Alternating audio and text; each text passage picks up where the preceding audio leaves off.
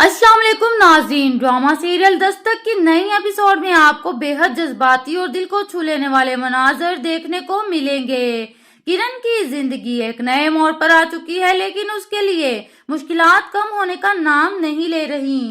सैफ ने सिर्फ किरण को तलाक देकर उसका घर नहीं तोड़ा, बल्कि अपनी माँ को भी बहन के पास भेज दिया ताकि वो अपनी नई बीवी के साथ आराम से तफरीह कर सके। जब सैफ की माँ किरण और अपने पोते शानी से मिलने आती हैं तो उनका दिल टुकड़े टुकड़े हो जाता है। वो बेसाख्ता कह देती हैं, बेटे की माँ होना फख्र की बात नहीं, बल्कि माँ की जिम्मेदारी है कि वो अपने बेटे को ऐसा मर्द बनाए जो दूसरी औरत के लिए साहिबान हो। ये सुनकर किरण और उसकी माँ जज्बाती हो जाती हैं।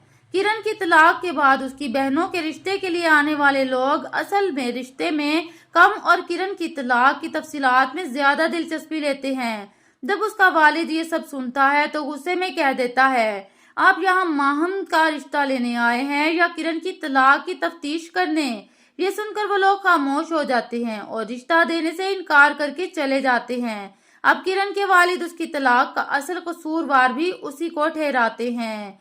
मुश्किलात के बावजूद किरण हार नहीं मानती। वो अपने बेटे के लिए जीने का फैसला कर लेती है और इवेंट मैनेजर बनने का इरादा कर लेती है, मगर उसके वालिद अब भी उसके लिए रुकावट बन रहे हैं। जब किरण किसी की शादी के इंतजामात मुकम्मल करके रात गए घर वापस आती है तो उसका वालिद गुस्से में कहता है, दूसरों की शादियों की बजाय अपनी शादी के बारे में सोचो। लेकिन अब की बार किरण भी डट जाती है और साफ जवाब देती है, मैं अपने बेटे को छोड़कर कहीं नहीं जाऊंगी। ये सुनकर वालिद उसे खामोश करवा देते हैं, मगर अब की बार किरण झुकने को तैयार नहीं।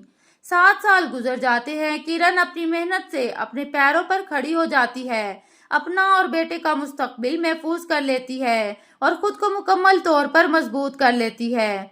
अब उसे किसी का मुख्ताज होने की जरूरत नहीं रही। दूसरी तरफ सवाल ये पैदा होता है कि क्या सैफ फरियाल के साथ खुश रह सकेगा। ये सब जानने के लिए ड्रामे की अगली एपिसोड जरूर देखें। मजीद ड्रामा रिव्यूज के लिए हमारा चैनल सब्सक्राइब करें और बेल आइकन दबाएं ताकि आपको हर नई